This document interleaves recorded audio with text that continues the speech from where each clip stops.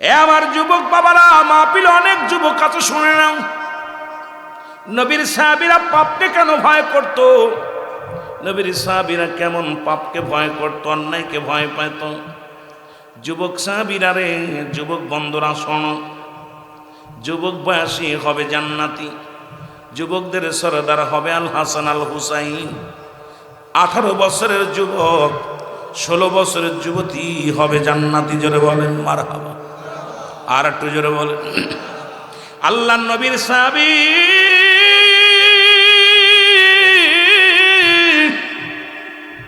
আমি যুবকদের বলে যাই, যুবকদের নিয়ে একটু আলোচনা করি, তারপরে আমি অন্যদিকে চলে যাই।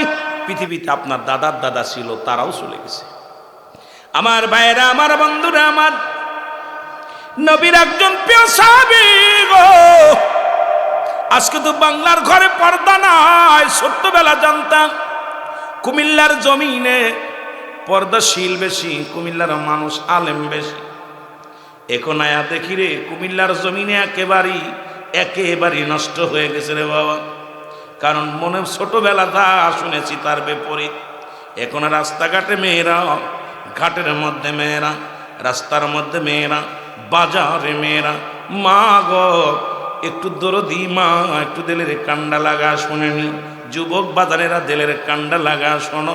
নবীর সাহাবী নাম হলো হযরত সালাবা রাদিয়াল্লাহু তাআলা। জোরে জোরে চিল্লায়া বলা যাবে না মারহাবা। কথা বলতেছিলাম বন্ধুগণ, শোনো নাও। রাসূলুল্লাহ ওয়াজ করলেন, ওদিন আগের দিনে ওয়াজ করলেন। নবী বললেন, দুইটা জিনিস যে ব্যক্তি আমার কাছে জামিনদার হইব গো,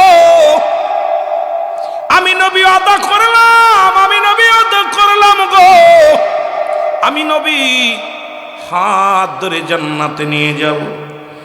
রাসূলুল্লাহর সঙ্গে জান্নাতে যেতে চাও?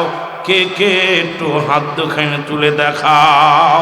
জোরে জোরে চিল্লায় বলা যাবে না মারহাবা। সালাবা রাদিয়াল্লাহু তাআলা ওই মজলিসে ছিল গো। নবী বললেন, দুইটা জিনিস যে ব্যক্তি হেফাজত করতে পারবেন, আমি নবী তার হাত ধরে জান্নাতে নিয়ে যাব। সেই দুইটা জিনিস হলো, একটা হলো গালের মধ্যবস্তু। সুবহানাল্লাহ। এই মুখ দিয়ে কাউকে গালি দেওয়া যাবে না, মুখ দিয়ে কাউরে কষ্ট দেওয়া যাবে না, এই মুখ দিয়ে গাঁজা মদ খাওয়া যাবে না, এই মুখ দিয়ে বিড়ির মধ্যে টান দেওয়া যাবে না, এই মুখ দিয়ে ইয়াবা খাওয়া যাবে না, এই মুখ দিয়ে মদের বোতল ধরা যাবে না। এই মুখটারে পবিত্র রাখবি রে আব্বা। নবী বলছে, আমি তার হাত ধরে জান্নাতে নিব। আজ থেকে প্রতিজ্ঞা করতে হবে যুবক, কারণ ওয়াজ করতে হবে যুবকদের বাঁচানোর জন্য, সমাজ বাঁচানোর জন্য, নিজে বাঁচার জন্য নয়, জাতিকে বাঁচানোর জন্য আলোচনা করতে হবে।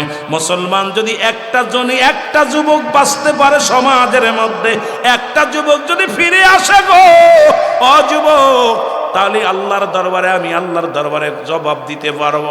নয়তো আমার আল্লাহ জিব্বা কাটবে আমার কাছে দিয়ে। বক্তারে সুর দিয়েছিলাম, তোরে জ্ঞান দিয়েছিলাম, মানুষকে পাম মেরে শুধু ওয়াজ করছি, মানুষের হক কথা বলিস নাই। জোরে বলেন ঠিক কিনা? আমার নবী বলে, 2 নাম্বার হলো, আমি নবী ওয়াদা করেছি রে। আপনারা কিন্তু হাত উঠাইছেন, নবীর শানে জান্নাতে যাবেন, হাতটা উঠায় ফেলেছেন। 2 নাম্বার হলো, রাসূল বলছে, 2 পায়ের মধ্যবস্তু, একমাত্র স্ত্রীলিঙ্গ পুরুষলিঙ্গ, এটা একমাত্র স্বামী ব্যতীত স্ত্রীর কাছে স্ত্রীর হক নষ্ট করবে না স্বামী, স্বামীর হক নষ্ট করবে না স্ত্রী। এই দুইটা একমাত্র স্বামী ব্যতীত স্ত্রী কোথাও অন্য কারোর কাছে যাবে না, স্ত্রী ব্যতীত স্বামী অন্য কারোর কাছে যাবে না। এখন আমার বাংলাদেশে প্রতিটা ঘরের মধ্যে জিনা ব্যভিচার শুরু হয়েছে। স্বামী থাকে লন্ডন, আমেরিকা, বাবি সাপ বন্ধু গুছায়া যায় হোটেলে, বন্ধু গুছায়া বয়ফ্রেন্ড বানায়া স্বামী বানায়া ঘোরাফেরা করে। আল্লাহর কসম করে বলি যুবক, শুই না ল, রাসূল বলছে, এই দুইটা জিনিস যে ব্যক্তি আপাদত করতে পারবে, একমাত্র স্বামী ব্যতীত অন্য কোন পুরুষের কাছে যাবে না রে। স্ত্রী স্বামীর কাছে ছাড়া অন্য কোন পুরুষের কাছে যাবে না। ওই পুরুষও জীবন চলে যাবে, অন্য মহিলার কাছে যাবে না। আল্লাহর কসম করে বলি, রাসূল ওয়াদা করেছে, আমি নবী তাদের হাত ধরে জান্নাতে নিয়ে। এ দুনিয়ার মুসলমান শোনো, সালাবা রাদিয়াল্লাহু তাআলা আনহু গো,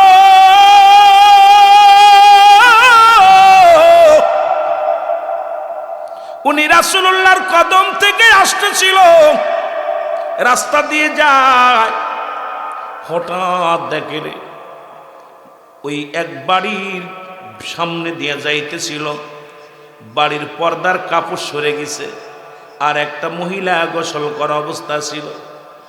রাসূলের সাহাবী সালাবা রাদিয়াল্লাহু তাআলা গোসল করা অবস্থায় দেখে ফেলছে।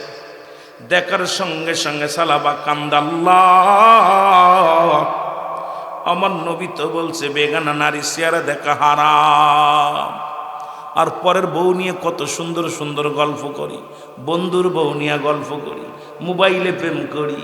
ও যুবক, দিলের কান্ডা লাগা শোন। সালাবা রাদিয়াল্লাহু তাআলা একটা চিৎকার মেরে বলে, মালিক,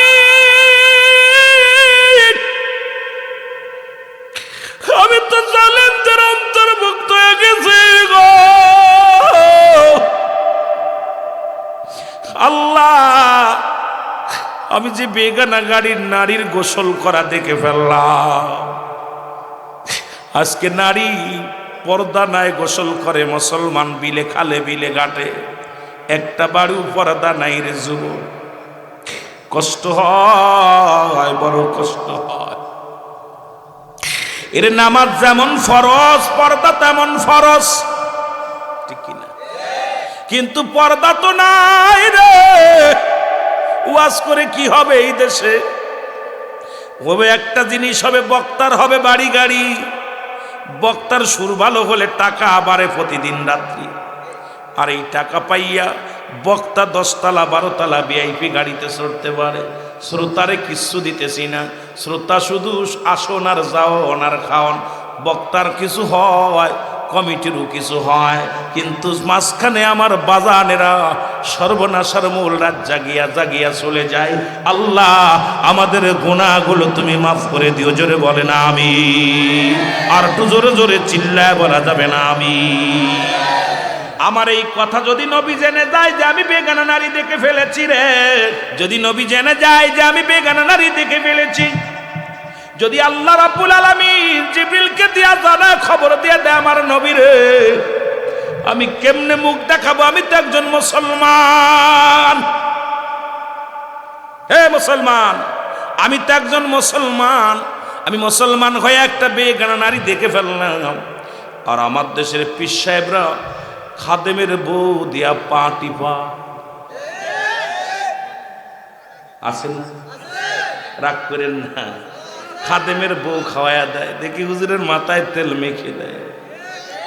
আবার অনেক পীর সাহেব আছে, শুনলে আবার আমার কইব, রুহুল আমিন সাহেব আমাদের পাশে লাগলো কেন? আমি কারুর পিছে লাগি না, কারণ আপনার কারণে আজকে অনেক হক্কানি আলেম, হক্কানি পীরের দুর্নাম হয়। জোরে বলেন ঠিক কিনা? ভণ্ডদের কারণে। আরে ভণ্ড কোনোদিন পীর হয় না, পীর কোনোদিন ভণ্ড হয় না। জোরে বলেন ঠিক কিনা? আমার ভাইয়েরা, আমার বন্ধুরা, আমার গভীর মনোযোগ। যদিও শুনতে মনে হচ্ছে কড়া কথা বলতেছি, কষ্টে পড়ে বলতেছি, কারণ আমার মতো শত শত দালাল বাইর হয়ে গেছে, ইহুদিদের দালাল, খ্রিস্টানদের দালাল। এই দালালগুলো আলোচনার ময়দানে যাইয়া পাম মেরে মেরে আলোচনা করে পুরো জাতিটারই শেষ করে ফেলাইতেছি। জোরে বলেন ঠিক কিনা? আর একটু জোরে জোরে চিল্লায় বলা যাবে না ঠিক কিনা? আল্লাহ কমিনান নাস, মানুষের মধ্যে মায়া করো, তারা বলবে আমান্না, ঈমান আনছে বিল্লাহি, আল্লাহর প্রতি, অবিল আখিরাতের প্রতি বিশ্বাস স্থাপন করেছে। মা হুম বিমুমিনিন।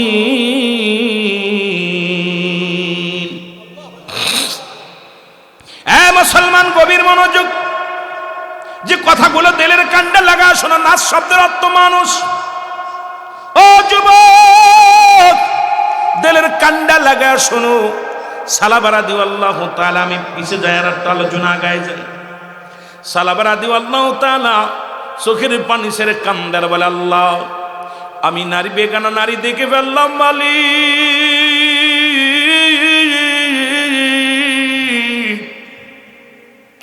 আমি তো আমার নফসের সঙ্গে জুলুম করে ফেললাম রে আল্লাহ। আমার আল্লাহ যদি আমার মাফ না করে, কে আমি রে বাঁচাইব? আমার নবী যদি জেনে যায় আমি জাহান্নামী হয়ে যাব। আদম নবী একটা ভুল করিয়া কেঁদেছিল, আমার সাথে পড়েন, রব্বানা যালামনা আনফুসানা ওয়া ইল্লাম তাগফির লানা ওয়া তারহামনা লানাকুনান্না মিনাল। যুবক বন্ধুরা শোনো, আরে সালাবা রাদিয়াল্লাহু তাআলা বলে, না আমি এই মুখ নবীরে দেখাবো না, নবী যদি জেনে যায়, নবী যদি জেনে যায় নবী আমি ইসলামের কলঙ্কিত, আমি আল্লাহর দরবারে কি জবাব দেব। সালাবা রাদিয়াল্লাহু তাআলা উনি জঙ্গলে চলে গেলেন। জঙ্গলে যে কাঁদতে কাঁদতে চোখের পানিগুলো পড়ে, চোখের পানিগুলো পড়ে পড়ে যুবক গা হয়ে গেছে, কান্দে, খানা খায় না, পানি খায় না, বনের লতা পাতা খায় আর কান্দে, রব্বি কারীম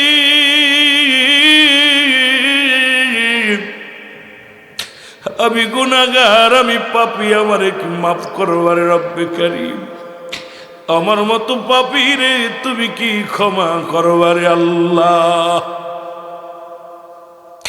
এরে কাঁদতে কাঁদতে সালাবার দেহ কানা কঙ্কাল হয়ে গেছে। রব্বুল আলামিন ডাক দিয়ে বলে, জিবরিল আমার হাবিবরে জানায় আমার নবী জন একটু সালাবার দিকে লক্ষ্য করেন। জিবরিল আমিন এসে নবীরে সালাম দিয়ে বলি, ইয়া রাসূলুল্লাহ, ইয়া হাবিবাল্লাহ, আপনার সেই যুবক সাহাবীর খবর একটু লন। নবীজি সালাম ফিরে সাহাবীদেরকে নিয়ে নামাজ শেষ করিয়া রাসূলুল্লাহ ডাক দিয়ে বলে, আমার সাহাবীরা রে, আমার সালাবা কই, আমার সালাবারে তো আমি দেখি না।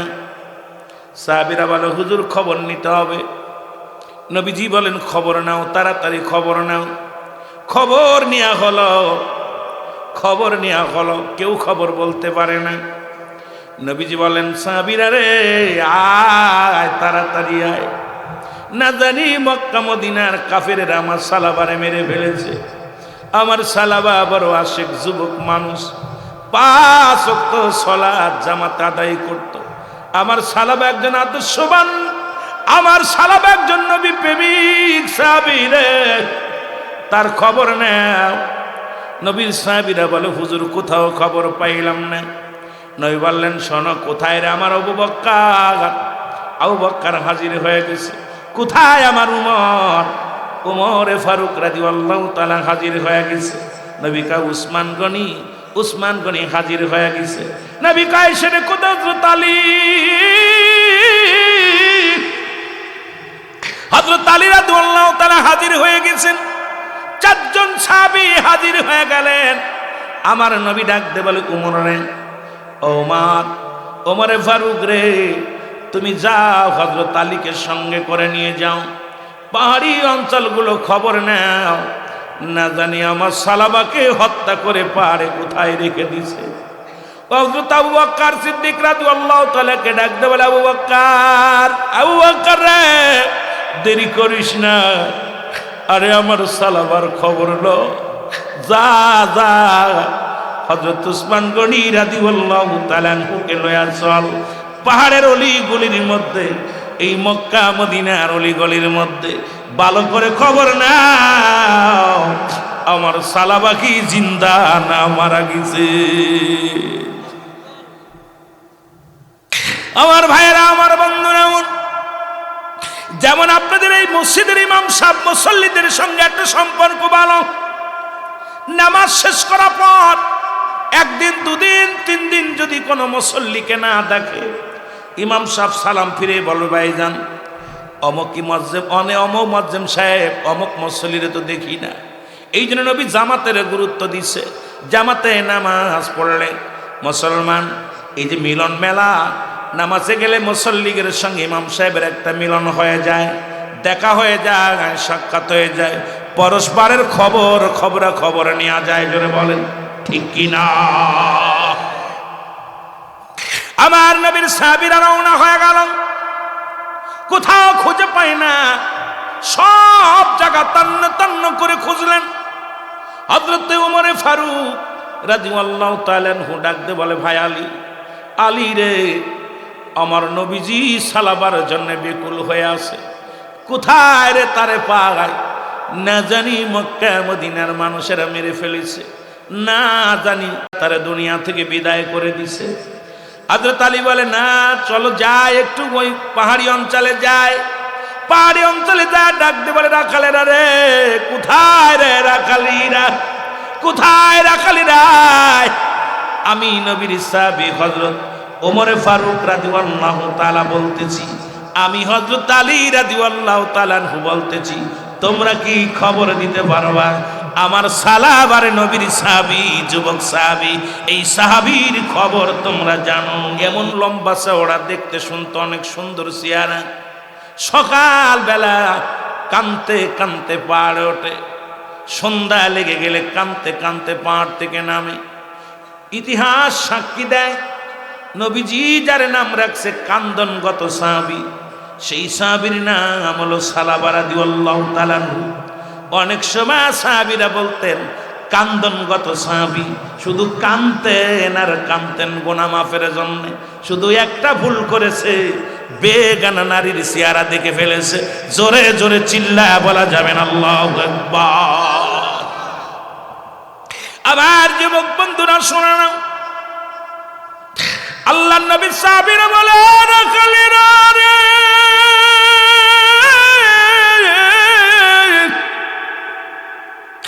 তোমরা কি সালাবারে দেখছো নি? রাখালেরা ডাকতে বলে, নবীর সাহাবী রে, আমরা সালাবারে চিনি না, তবে লম্বা চওড়া একটা যুবক ওই পাহাড়ের গোয়ায় আসিয়া কান্দে। ওই যুবকের কান্না দেখে আমাদের পশু পাখিগুলো খানা ছেড়ে দিছে, আমাদের উটগুলো খানা খায় না, আমাদের বকরিগুলো খানা খায় না, দুম্বাগুলো খানা খায় না। ওই পাগলটার কান্না দেখে রে আমাদের পশুগুলো খানা ছেড়ে দিছে, ওর সঙ্গে কান্দে। আজকে সকালে যখন ওই ব্যক্তি আসতেছিল, দেখি পাহাড় উঠতে পারে না, দুলে দুলে পড়ে যায়, হাঁটতে পারে না, পাহাড় উঠতে পারে না। আমরা দেখলাম ক্ষুধার্ত অবস্থায় আমাদের বকরি দহন করিয়া নিয়া এক পেয়ালা দুধ ওই যুবকটারে দিলাম। যুবকটা দুধটা হাতের মধ্যে নিয়া এমন ভাবে চোখের পানি ছেড়ে দিছে, এমন ভাবে চোখের পানি ছেড়ে দিছে, ওই পানিগুলো দুধের পেয়ালার মধ্যে পড়িয়া পড়িয়া দুধ আর চোখের পানি সমান হয়ে গেছে। জোরে জোরে চিল্লায়া বলা যাবে না আল্লাহু আকবার? আরো জোরে জোরে চিল্লায়া বলা যাবে না আল্লাহু আকবার? হযরত আবু বকর, হযরত আলী রে, হযরত মুসলমান শোনো, হযরত আলী রাদিয়াল্লাহু তাআলা ডাকতে বলে, ভাই উমর, ও আর কেউ না রে, ও আমাদের সালাবা, চলো যাই, তাড়াতাড়ি যাই। হযরত আবু, হযরত ওমর ফারুক রাদিয়াল্লাহু তাআলা ডাক দিয়ে বলে, রাখালেরা রে, কোথায় সেই যুবক সাহাবী, কোথায় সেই যুবক সাহাবী? বলে, ওই যে পাহাড়ে। যায়া দেখে রে, পাহাড়ের মধ্যে সিজদায় পড়ে কান্দে, রব্বি কারীম, আমার গুনাহ কি মাফ করছো? নিরে রব্বি কারীম, আমার গুনাহ কি মাফ করেছো? আমি অপরাধী, আমি গুনাহগার আল্লাহ, তোমার দরবারে আমি ফরিয়াদ করি, আমারে তুমি মাফ করে দাও। জোরে বলেন মারহাবা। যুবক বন্ধুরা শোনো, নবীজির সাহাবীদেরকে দেখিয়া সালাবা বুকের মধ্যে জড়ায়া ধরে কান্দে আর বলে, ভাই আবু, ভাই উমর রে, এ ভাই আলী, আগে খবর বলো, আমার কথা রাসূল কিছু বলছে কি না? আমার কথা জিবরিল আমিন নবীরে কিছু জানায়া দিছেনি? আমার পাপের বিষয় তোমরা কি জানো? আমি যে অন্যায় করেছি এই কথা কি রাসূল জেনে গেছে কি না? রাসূলকে জানাই দেয়া হয়েছে কি না? আমার পক্ষে কোনো কোরআনের কোনো আয়াত নাজিল হয়েছেনি? আগে বলো গো। নবীর সাহাবীরা বলে, সালাবারে না, এমন তো কোনো কথা নবীজি বলেন নাই। সুতরাং তোমার বিপক্ষেও কোনো কথা বলে নাই, পক্ষেও কথা বলে নাই। সালাবা চলো, সালাবা উঠে দাঁড়াইতে পারে না, এত কঙ্কাল হয়ে গেছে। দুই সাহাবীর ঘাড়ে ভর করে রাসূলুল্লাহর কাছে চলে আসলেন। রাসূলের কাছে আনা হলো। নবীজি ডাকতে বলে, সালাবা রে, তোমার কি হয়েছে তুমি বলো, কেন তুমি লুকায়াছিলে, কেন তুমি আমার চোখ ফাঁকি দিয়া জঙ্গলার মধ্যে ফালাইয়াছিলে? বলে, হুজুর, আমি যে চোখের জিনা করে ফেলেছি নবী গো, একটা বেগানা নারী গোসল করা অবস্থায় আমি দেখে ফেলেছি নবী গো। আমার আল্লাহ যদি আমার ওই জিনা, চোখের জিনাকারী হিসেবে আপনার কাছে জানিয়ে দেয় নবী গো, আল্লাহর দরবারে আমি কি জবাব দিব? আজকে আমাজকেও ডাকলাম, ও মুসলমান নেটের মধ্যে, ও মুসলমান শোনো, একজন মৌলানা সাহেব তার নিজের ছাত্রীকে 5 মাসের অন্তঃসত্ত্বা বানিয়ে দিছে, আবার মাদ্রাসার নাম দিয়া এদের কি আল্লাহর ভয় নাই, কবরের ভয় নাই? এমন শুধু মাদ্রাসায় মাঝে মাঝে শুনি বলৎকার ধরা পড়ছে।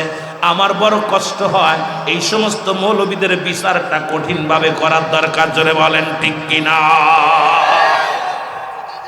কারণ জিনার বিচার হলো, মুসলমান শোনো, যদি কোন যুবক, কোন অবিবাহিত যুবক, অবিবাহিত যুবতী যদি জিনা করেন, ও যুবক শুনেন, আজকে তোদের ওয়াজ শোন, অবিবাহিত নারী, অবিবাহিত পুরুষ যদি জিনা করেন, শাস্তির বিধান হলো 100 ডুরা তার গায়ের মধ্যে মারতে হবে।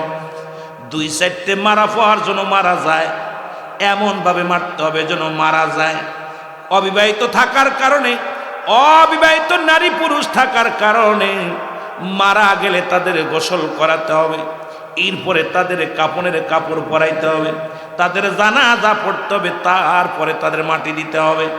বাকি যে বেতের আঘাতগুলো থাকবে, চাবুকের আঘাতগুলো থাকবে, এটা কবরের উপরে মারতে হবে। আর বিবাহিত যদি কোনো পুরুষ, কুমিল্লার বাবারা শোন, গোবিন্দপুরের বাবারা শোন, সোহাগাজীর বাবারা শোন, এই গোবিন্দপুর উত্তরপাড়া মা বোনেরা শোন, বাজানেরাও শোন, যদি কোনো বিবাহিত পুরুষ, বিবাহিত নারী জিনা করে, যদি কোনো বিবাহিত নারী, বিবাহিত পুরুষ জিনা করে, শাস্তির বিধান হলো ওই পৃথিবীর মধ্যে সর্বপ্রথম তাদের বুক পর্যন্ত মাটির নিচেই পুঁততে হবে, কঙ্কার মারতে হবে, যতক্ষণ পর্যন্ত মৃত্যুবরণ করবে না, মারা বন্ধ হবে না, তাদেরকে মারতে হবে, পাথর ছুঁড়ে মারতে হবে, ইট পাটকেল যা পাবেন তাই মারবেন। যখন মারা যাবেন, নিশ্চিত হয়ে গেছেন মারা গেছে, মারা যাওয়ার পর একেইবার মাটি করে উপরে উঠাইতে হবে। উঠাইয়া কোনো বিবাহিত নারী, বিবাহিত পুরুষ কোনো জানাজা পাবে না, বিবাহিত নারী, বিবাহিত পুরুষ কোনো কাফন পাবে না, বিবাহিত নারী, বিবাহিত পুরুষ কোনো দাফন পাবে না, কবর দেওয়া যাবে না, কোনো গোরস্থানে শোয়ানো যাবে না। বিবাহিত হওয়ার কারণে, বিবাহিত হওয়ার কারণে যদি কোনো নারী পুরুষ জিনা করে ফেলে, ও মুসলমান শুনে নাও, এদেরকে কখনো গোরস্থানে বালায় মানুষের সামনে কুকুর শিল দিয়ে লাশটা খাওয়া দিতে হবে, জোরে বলো আল্লাহু আকবার। আমার ভাইয়েরা, আমার বন্ধুরা, আমার রাসূলুল্লাহ বলেন, সালাবারে কি হয়েছিল বলো, মনে আসেনি? সালাবা বলি, ইয়া রাসূলুল্লাহ, ইয়া হাবিবাল্লাহ, আমি মনের জানতে ভুল করে ফেলেছি। নবী বলেন, সালাবারে, তোমার এই পাপের কথা রব্বে কারীম আমারে কিছু জানাই নাই, সুতরাং তোমাকে ক্ষমা করেছে আমার আল্লাহ। যদি ক্ষমা না করতো, কারণ তুমি অন্যায় করেছো, অনুতপ্ত হয়েছো, মনের অজান্তে দেখা পড়ো তুমি অনুতপ্ত হইয়া গর দরজা ছেড়ে দিয়া জঙ্গলায় ঠিকানা বানায় নিছো, জোরে বলেন আল্লাহু আকবার। নবীজি বললেন, সালাবারে তুমি তাও কালেমা পড়ো, আবার আশহাদু আল্লা ইলাহা ইল্লাল্লাহু ওয়াহদাহু লা শারীকা লাহু আশহাদু আন্না মুহাম্মাদান আবদুহু ওয়া রাসূলুহু। সালাবা রাদিয়াল্লাহু তাআলা কালেমা পড়ার সঙ্গে সঙ্গে সালাবা বলতেছি, ইয়া রাসূলুল্লাহ, ইয়া হাবিবাল্লাহ, আমার কেমন কেমন যেন লাগে। নবী বলেন, সালাবারে কি হয়েছে, আমার কাছে আয়। সালাবা বলে, হুজুর, আমার পিছনে ঘাড়ের সিঁড়ির গোড়দে পিপিলিকা হাঁটাহাঁটি করতেছে মনে হচ্ছে, পিছনের রগের পাশে মনে হচ্ছে পিপিলিকা যেমন হেঁটে যায় তেমন মনে হচ্ছে। আমার নবী চোখের পানি আর ধরে রাখতে পারে নাই। নবীজি টাস করে জমিনের ভিতরে পানি ছেড়ে দিছে, ডাক দিয়ে বলে সালাবা রে, ও আমার সালাবা, সালাবা রে, তোমার কাছে আজরাইল আলাইহিস সালাম হাজির হয়ে গেছে রে সালাবা। আর বেশিক্ষণ আমার সালাবা আমাদের মধ্যে নাই। রাসূলুল্লাহর চোখ দিয়ে তাও মাও করে নবীজি কেঁদে উঠলেন, সালাবা রে, আজরাইল তো হাজির হয়ে গেছে। সাহাবীরা পাশে দাঁড়ায় গেলেন। আমার নবীজি বলে, সালাবা রে, তুমি হাত আমার হাতের উপরে রাখো। রাসূলুল্লাহর হাতের উপরে হাতটা রাখলেন। আবার নবী বলে, সালাবা রে, কালেমা পড়ো, আজরাইল এসে গেছে, আর দেরি নাই। সালাবা কালেমা পড়তে পড়তে চিরনিদ্রায় গেলেন। লা ইলাহা ইল্লাল্লাহু সাল্লাল্লাহু আলাইহি ওয়াসাল্লাম। সালাবা রাদিয়াল্লাহু তাআলা চিরনিদ্রায় গেলেন। রাসূলুল্লাহ সালাবার বুকের ভিতরে নিয়ে হাউ হাউ করে কেঁদে বলে, সাহাবীরা রে,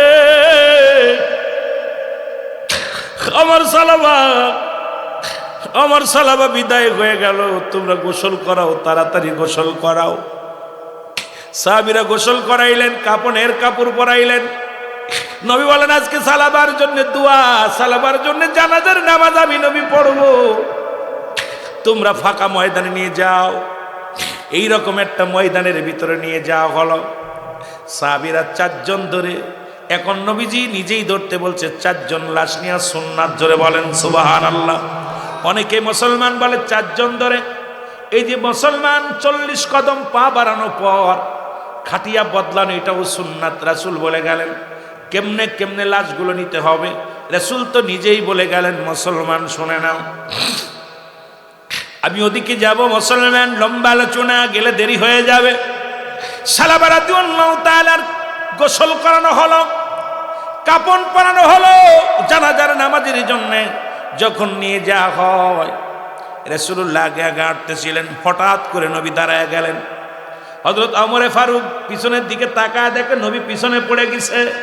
আল্লাহর নবীর ডাক দিয়ে বলি, ইয়া রাসূলুল্লাহ, ইয়া হাবিবাল্লাহ, আপনি তো অনেক পিছে পড়ে গেছেন, তাড়াতাড়ি আসেন।